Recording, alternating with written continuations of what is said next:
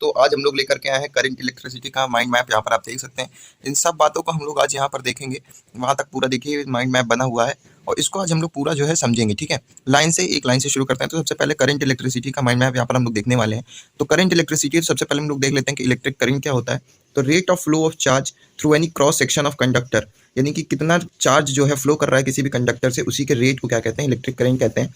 I is equal to D Q by D T. अगर divide में time है तो उसको क्या कहते हैं, रेट। तो rate of flow of charge is called electric current. ठीक है, I is equal to Q by T होता है और Q is equal to N E होता है, तो एन ई बाई टी हो गया। ठीक है, और इसको ई बाई कैपिटल टी क्या है, रिलैक्सेशन टाइम है, is equal to one upon T क्या होता है, फ्रीक्वेंसी होती है, तो ई एफ हो जाएगा, is equal to E V upon two pi R, और एफ क्या होता है, V upon two pi R. ठीक है, तो यहाँ पर इतनी बातें हम लोगों ने इलेक्ट्रिक करंट के बारे में बात की। अब यहाँ से हम लोग देख लेते हैं तो इलेक्ट्रिक करंट जो है वो कैसी क्वांटिटी है, स्केलर क्वांटिटी है। ठीक है, इलेक्ट्रिक करंट कैसी क्वांटिटी है, स्केलर क्वांटिटी। और अगर इलेक्ट्रिक करंट के यूनिट की बात करें तो कितनी होती है, एम्पियर या फिर कूलाम पर सेकंड। दो यूनिट होती हैं, तो एम्पियर होती है या फिर कूलाम पर सेकंड। ठीक है, इतनी बात हो गई। अब हम लोग देखते हैं यहाँ पर कि कंडक्टर कौन कौन से होते हैं। पहला होता है मेटालिक कंडक्टर, दूसरा होता है सॉलिड कंडक्टर और तीसरा होता है लिक्विड कंडक्टर। मेटालिक कंडक्टर क्या होते हैं, good conductor of electric conductor है, तो कंडक्टर इलेक्ट्रिसिटी तो कंडक्ट करेगा ही। इसमें जो मेटालिक कंडक्टर और सॉलिड कंडक्टर में फ्री इलेक्ट्रॉन्स होते हैं जो इलेक्ट्रिसिटी को कंडक्ट करते हैं, और लिक्विड कंडक्टर में आयंस होते हैं जो इलेक्ट्रिसिटी को कंडक्ट करते हैं। ठीक है, इतनी बात समझ में आई। उसके बाद हम लोग यहाँ पर बात करें करंट इलेक्ट्रिसिटी में दूसरी टॉपिक की, तो वो है करंट डेंसिटी। करंट डेंसिटी के ऊपर मैंने एक वीडियो भी बनाया है, करंट डेंसिटी और ओम्स लॉ के बारे में। यहाँ पर आप ओम्स लॉ भी देख सकते हैं। तो इन दोनों के बारे में वीडियो एक्सप्लेन किया गया है, तो अगर उसको आप देखना चाहें तो देख सकते हैं। ठीक है, अगर बात करें करंट डेंसिटी की, तो amount of current passing through a cross section area. एक क्रॉस सेक्शन एरिया से कितना amount of electric current pass होता है, उसी को क्या कहते हैं, करंट डेंसिटी। करंट डेंसिटी को डिनोट करते हैं जे से। जे इज इक्वल टू क्या होता है, आई अपॉन ए, यानी कितना करंट क्रॉस सेक्शन एरिया से जा रहा है उसी को क्या कहते हैं, करंट डेंसिटी। ये कैसी क्वांटिटी है, वेक्टर क्वांटिटी है। कैसी क्वांटिटी है, वेक्टर क्वांटिटी। ठीक है, और इसकी यूनिट क्या होती है, ampere per metre square. Unit क्या होगी, देखो आई से एम्पियर और एरिया क्या होता है, मीटर स्क्वायर, तो एम्पियर अपॉन मीटर स्क्वायर। ठीक है, उसके बाद यहाँ पर एक इंपॉर्टेंट टॉपिक और आता है ड्रिफ्ट वेलोसिटी का। किसका, ड्रिफ्ट वेलोसिटी का। ये क्या होता है, average velocity with which free electrons moves towards positive end of conductor, यानी कि कितनी वेलोसिटी से किसी भी कंडक्टर में इलेक्ट्रॉन्स जो हैं फ्लो कर रहे हैं, उसी की एवरेज वेलोसिटी क्या कहते हैं, ड्रिफ्ट वेलोसिटी। और पॉजिटिव एंड ऑफ कंडक्टर, नहीं पॉजिटिव एंड ऑफ कंडक्टर की ओर किस वेलोसिटी से इलेक्ट्रॉन्स कंडक्टर के अंदर जा रहे हैं, उसी को क्या कहते हैं, ड्रिफ्ट वेलोसिटी। ड्रिफ्ट वेलोसिटी का यहाँ पर फॉर्मूला आप देख सकते हैं, V T is equal to minus E capital E upon M tau average. यहाँ ई क्या है, इलेक्ट्रॉन का चार्ज है, एम क्या है, एम क्या है दोस्तों, यहाँ पर एम है हमारा यहाँ पर मास ऑफ इलेक्ट्रॉन, और ई क्या है, ई है हमारा इलेक्ट्रिक फील्ड, और टाउ क्या है, टाउ है हमारा रिलैक्सेशन टाइम। ठीक है, तो ये चीज़ हो गई। तो इतनी बातें समझ में आई। उसके बाद यहाँ पर एक चीज़ आप और याद कर लीजिएगा, आई इज इक्वल टू होता है N E A V D. I is equal to क्या होता है, N E A V D. ठीक है, उसके बाद अगर बात करें इलेक्ट्रिसिटी में, दूसरी चीज़ है ओम्स लॉ। क्या है, ओम्स लॉ। ठीक है, V is directly proportional to I. Ohm's law क्या होता है, V is directly proportional to I. Proportionality sign हटेगा, क्या हो जाएगा, V is equal to I R. ठीक है, आर इज इक्वल टू क्या होता है, रेजिस्टेंस ऑफ कंडक्टर। आर क्या होता है, रेजिस्टेंस ऑफ कंडक्टर। ठीक है, यहाँ पर अगर ग्राफ देखें तो यहाँ पर ये V है, ये I है, और ये क्या है, डायरेक्टली प्रोपोर्शनल, यानी कि V और I बढ़ेगा, लेकिन R क्या है, हमेशा देखिए कांस्टेंट है। क्या है, कांस्टेंट। ठीक है, ये हो गया रेजिस्टेंस। उसके बाद अगर रेजिस्टेंस के बारे में और बात करें तो रेजिस्टेंस मतलब क्या होता है, to stop flow of current, यानी जो करंट फ्लो हो रहा है उसको स्टॉप करो, उसी को क्या कहते हैं, रेजिस्टेंस कहते हैं। आर इज इक्वल टू क्या होता है, रो एल बाई ए। रो क्या है, रेजिस्टिविटी है, एल क्या है, लेंथ ऑफ कंडक्टर, ए क्या है, क्रॉस सेक्शन एरिया। उसके बाद अगर बात करें, there is no effect of V and I on R. यहाँ पर आप देख सकते हैं इस ग्राफ से कि यहाँ पर जो है कोई भी इफेक्ट आर पे नहीं पड़ रहा है वी और आई को बढ़ाने पर। ठीक है, ये बात समझ में आई। उसके बाद रेजिस्टेंस में दूसरी बात एक चीज़ आती है, स्ट्रेच वायर, अनस्ट्रेच वायर।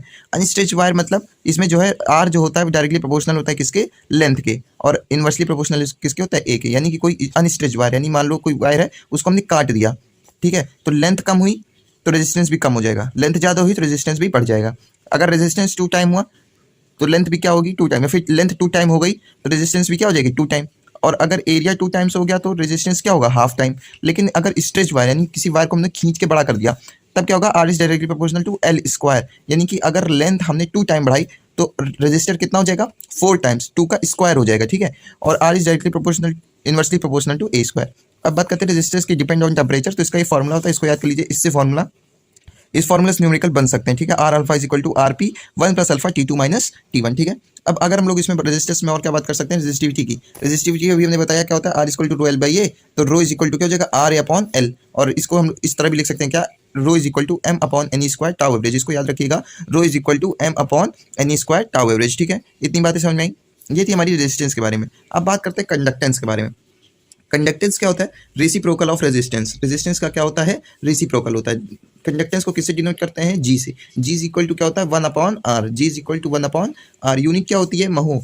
यहाँ पर देखिए रेजिस्टेंस की यूनिट क्या होती थी? रेजिस्टेंस की यूनिट शायद मैंने लिखी नहीं, ओम होती है। क्या होती है? ओम। और ओम का उल्टा कर दो तो क्या बन जाएगा? महो बन जाएगा। महो ओम इनवर्स, ठीक है। या फिर इसे क्या कहते हैं? साइमन, ऐसे डिनोट करते हैं। कंडक्टेंस की एक यूनिट और होती है, क्या होती है? साइमन, ठीक है। अगर बात करें कंडक्टिविटी की, तो कंडक्टिव क्या होता है? Rho is equal to 1/, sigma is equal to 1/रो। सिग्मा क्या होती है? कंडक्टिविटी होती है। तो सिग्मा इज इक्वल टू 1/रो, रेजिस्टिविटी की उल्टी हो जाएगी। यूनिट क्या होती है? Ohm metre inverse, ohm metre inverse, ठीक है। इतनी बात समझ में। अब बात करते हैं मोबिलिटी की। The ratio of drift velocity of the electrons to the electric field. Electric field और इलेक्ट्रॉन्स की वेलोसिटी का रेशियो क्या होता है? मोबिलिटी होता है। यहाँ पर आप देख सकते हैं ड्रिफ्ट वेलोसिटी और इलेक्ट्रिक फील्ड का रेशियो क्या होता है? मोबिलिटी होता है। E tau average upon M इसका फॉर्मूला हो जाएगा, वी अपॉन ई या फिर E tau average upon M. SI unit की बात करें तो एसआई यूनिट होती है मीटर स्क्वायर S-1 V-1, ठीक है। ये यूनिट याद रखिएगा, इसको आप डिराइव भी कर सकते हैं इस फॉर्मूले से। उसके बाद relationship between J and E and sigma. J sigma यानी करंट डेंसिटी, कंडक्टिविटी और इलेक्ट्रिक फील्ड के बीच में ये क्या है? हमारा रिलेशन है। J is equal to sigma E. इसी को क्या कहते हैं? Microscopic form of Ohm's law. पूछेगा microscopic form of Ohm's law लिखो, तुमको क्या लिखना है? J is equal to sigma into E. अब यहाँ पर किरचॉफ लॉ दिया है। किरचॉफ लॉ देखने से पहले हम लोग कुछ चीज़ें और देख लेते हैं हमारी जो बची हुई हैं। यहाँ पर आप देख सकते हैं, यहाँ पर क्या बचा हुआ है? सेल। क्या बचा है? सेल। सेल में ईएमएफ ऑफ सेल का फॉर्मूला क्या होता है? Is equal to W upon Q. W क्या वर्क और क्यू क्या है? Charge. Relationship between R, capital R यानी स्मॉल आर क्या है? इंटरनल रेजिस्टेंस है। कैपिटल आर क्या है? रेजिस्टेंस है। ई क्या है? ईएमएफ है। और वी क्या है? वोल्टेज। तो इसका फॉर्मूला क्या होता है? स्मॉल आर यानी internal resistance is equal to capital R E upon V-1। यहाँ पर आप देख सकते हैं इंटरनल रेजिस्टेंस क्या होता है? Resistance offered by electrolyte. जो इलेक्ट्रोलाइट रेजिस्टेंस ऑफर करे उसको क्या कहते हैं? इंटरनल रेजिस्टेंस, ठीक है। सीरीज का पैरेलल का सेल का फॉर्मूला है, सीरीज है तो C1 + C2 और पैरेलल है तो 1/C is equal to 1/C1 + C2। और यूनिट क्या होती है? ये तो इलेक्ट्रिक करंट की यूनिट है। उसके बाद यहाँ पर इतनी बातें हम लोगों ने कर ली। अब उसके बाद हम लोग यहाँ पर देख लेते हैं Kirchhoff law. Kirchhoff first law क्या होता है? Junction rule. क्या होता है? Kirchhoff first law junction rule, sigma is equal to 0। Kirchhoff second law की बात करें तो सिग्मा डेल्टा वी यानी कि वोल्टेज क्या रहेगा?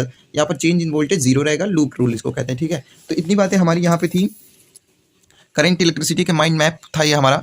और अगर आपको माइंड मैप चाहिए तो आप जो है कमेंट कर सकते हैं या फिर मैसेज कर सकते हैं इस नंबर पर। आपको पूरा माइंड मैप आपको मिल जाएगा और शॉर्ट्स के माध्यम से भी आप इसको देख सकते हैं, ठीक है। तो तब तक के लिए धन्यवाद। जय हिंद, जय भारत। तो दोस्तों, अगर आपको वीडियो अच्छा लगा हो तो चैनल को सब्सक्राइब करिएगा, वीडियो को लाइक करना मत भूलिएगा। जय हिंद।